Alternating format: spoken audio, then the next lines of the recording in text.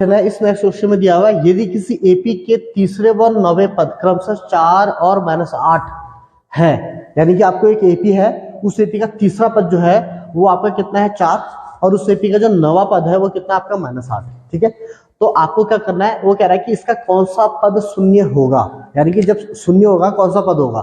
ठीक है, कौन सा पद शून्य होगा, तो ये फिर हम देखते हैं कि इसमें हमें क्या निकालना है, एन निकालना है। तो उसको देखने के लिए हम पहले क्या करते हैं, हमसे करते हैं तो जैसे जो हमने शुरू किया था आपने, कि जैसे मैंने आपको बताया था कि किसी भी सेमी का तीसरा पद दे रखा है तो प्रश्नानुसार पहले हमें इनकी संख्या बनाते हैं यहाँ से। तो प्रश्नानुसार हम क्या करेंगे, क्या दिया हुआ है हमें कि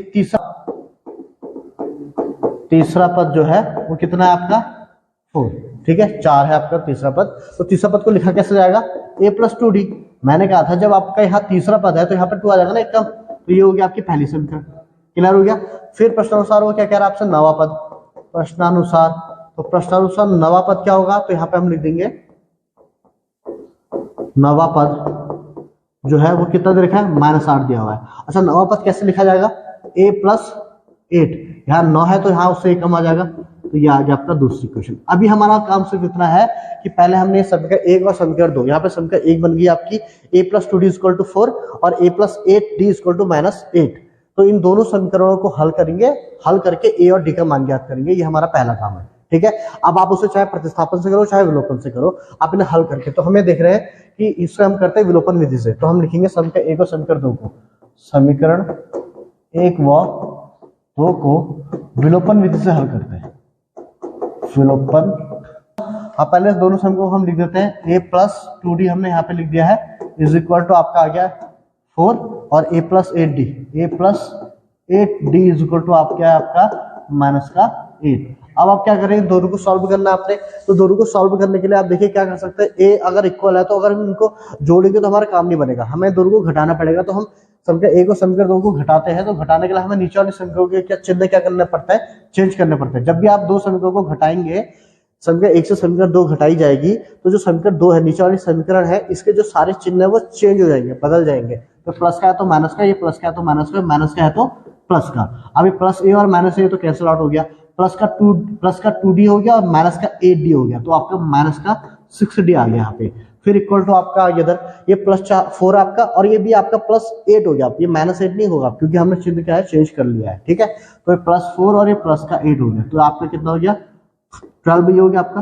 ठीक है, तो d निकालने के लिए आपने क्या करना है, 12/-6, तो ये आपका कट गया, तो आपका जो d है वो तो आपका कितना -2, तो d-2 आ गया है। अब इसी प्रकार हम क्या करेंगे, a का मान निकालेंगे। ठीक है ना, अब d हमारा आ चुका है, तो d का वैल्यू या समीकरण 1 में रखेंगे या समीकरण 2 में रखेंगे, हम a निकालेंगे। तो हम क्या करते हैं, d का मान समीकरण 1 में रखते हैं, तो d का मान 4, तो a+2d = 4, या a अपनी जगह है, प्लस अपनी जगह है, 2 अपनी जगह है, बीच में मल्टीप्लाई माना जाएगा, और ये -2 = 4, तो -2 है तो -2 रखेंगे यहाँ पे a। अब प्लस गुणा माइनस, तो माइनस हो गया, 2 2 4 हो गया, =4 हो गया। ठीक है, तो a = 4 ये है, और ये माइनस का जाके प्लस हो जाएगा, तो a = कितना हो गया आपका 8, तो a कितना आ गया आपका 8 आ चुका है। ठीक है, तो आपका d निकल गया और a निकल गया। अब a और d निकल गया, अब सवाल क्या था, अब सवाल देखते हैं सवाल क्या था। सवाल हमारा ये था कि किसी एपी का तीसरा चौथा पद निकला है, ये तो हमें दिया हुआ था, इसकी मदद से हमने क्या किया कि a और d निकाल दिया। ठीक, अब वो कह रहा है कि कौन सा पद शून्य होगा, यानी कि एक ऐसी समांतर श्रेणी जिसका पहला पद जो है a जो है वो आपको दिया हुआ है, d आपको दिया हुआ है, वो कह रहा है कौन सा पद शून्य होगा। तो इसके लिए हम क्या करते हैं, देखिए a 8 है, तो a 8 है उसका, तो हम क्या लिखेंगे, समांतर श्रेणी का प्रथम पद a = 8। क्लियर हो गया। फिर d कितना दिया हमें, -2, कहाँ है, अरे निकाला है ना हमने, अभी a हमने निकाल दिया, d हमने निकाल दिया, रख दिया हमने।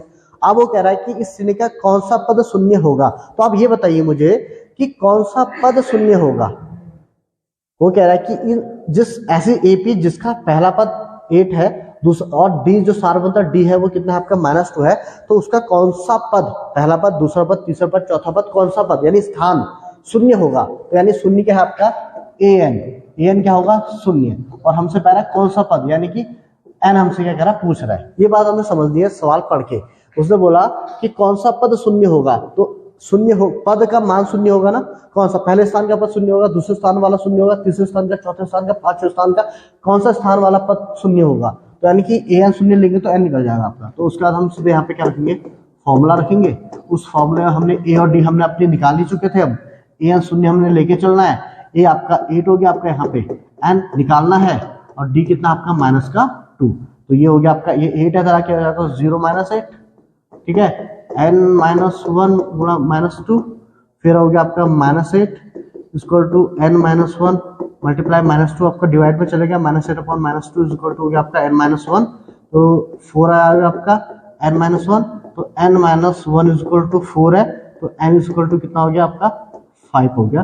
तो ये मिल गया आपको इसका n, यानी कि हो गया जो समांतर श्रेणी है इससे बनी हुई है, जिसका ऐसे समांतर श्रेणी जिसका तीसरा पद 4 है और उसका नौवां पद -8 है, तो उस समांतर श्रेणी का पांचवा पद शून्य होगा, ठीक है।